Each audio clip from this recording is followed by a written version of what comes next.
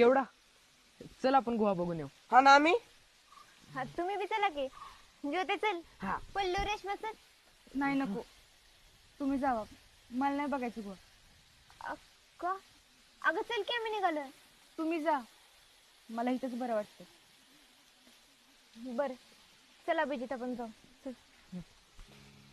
पल्ले चल, आपण दुसरीकडे जाऊ. हा गाय की रश्मी, अगं थांब की. काय झालं तुला? अगं आपल्याला चल तरी म्हणला का ग? मग आपण काय जायचं?